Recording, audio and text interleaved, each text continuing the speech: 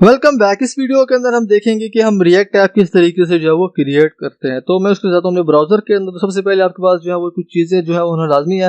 तो यहाँ पे सबसे पहले आपके पास जो नोड जैसे वो यहाँ पे जो है वो इंस्टॉल होनी चाहिए। तो अगर आपको नोड जेएस इंस्टॉल नहीं तो आप यहाँ पे जा सकते हैं node.nodejs.org। तो वहाँ से आप जो है इसको इंस्टॉल करेंगे और उसके साथ आपके पास जो है वो npm भी जो है वो होना चाहिए। तो जब जैसे ही आप नोड जेएस जो इंस्टॉल करेंगे तो आपके पास जो npm होगा वो भी जो है वो इंस्टॉल हो जाएगा। उसके बाद मैं यहाँ पे जाता हूँ रिएक्ट की वेबसाइट के ऊपर। तो यहाँ पे हमारे पास है डॉक्स के अंदर क्रिएट रिएक्ट ऐप। तो यहाँ पे हम इस तरीके से npx क्रिएट रिएक्ट ऐप, और यहाँ पे जो भी हमारे ऐप का नाम होता है वो हम इस तरीके से लिख के हमारा जो ऐप होता है वो हम बना सकते हैं इजीली।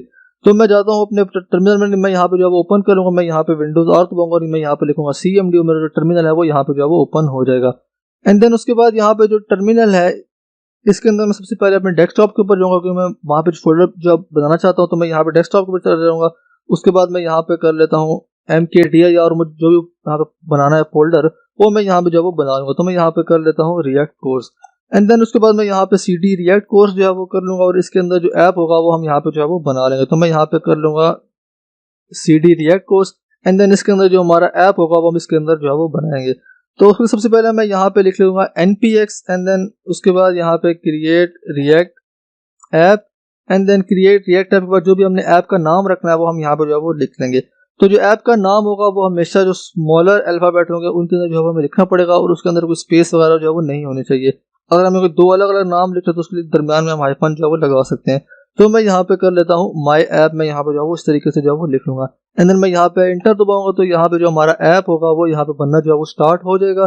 तो ये जो ऐप जो बनता है ये कुछ टाइम कंज्यूमिंग होता है, आपके इंटरनेट के ऊपर जो है वो डिपेंड करता है। आपका इंटरनेट अगर तेज है तो फिर जो है वो ये प्रोसेस जल्दी से जो है वो हो जाता है। यहाँ पे जो ऐप है यहाँ पे बनना शुरू हो गया, तो कुछ देर के लिए जो वीडियो में उसको यहाँ पे जो है वो पॉज कर दूंगा।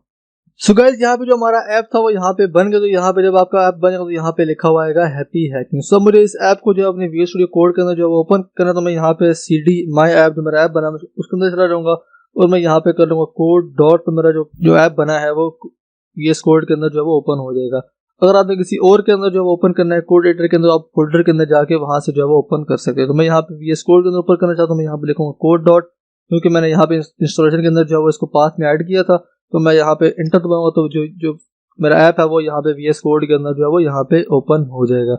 सो इसके अंदर जो है हमारे पास डिफरेंट फाइल है। तो जो फाइल का स्ट्रक्चर है वो हम नेक्स्ट वीडियो के अंदर जो है वो देखेंगे। तो इस वीडियो के अंदर सिंपली हम देखते हैं कि हम इसको रन किस तरीके से जो है वो करते हैं।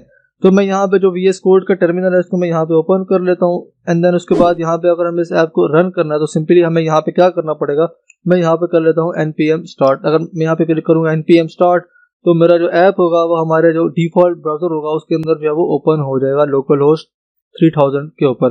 तो अभी जो यहाँ पे स्टार्टिंग डेवलपमेंट सर्वर, तो यहाँ पे आप देख सकते हैं कि यहाँ पे लोकल होस्ट 3000 के ऊपर जो हमारा ऐप है माई ऐप वो यहाँ पे जो है वो स्टार्ट हो रहा है। सो जब आपका डिफॉल्ट जो ऐप जो है वो बन जाएगा तो यहाँ पे आपको इस तरीके से रिएक्ट का लोगो जो है वो इस तरह से मूव होता हुआ नजर आएगा और यहाँ पे edit srcf.js and save to reload।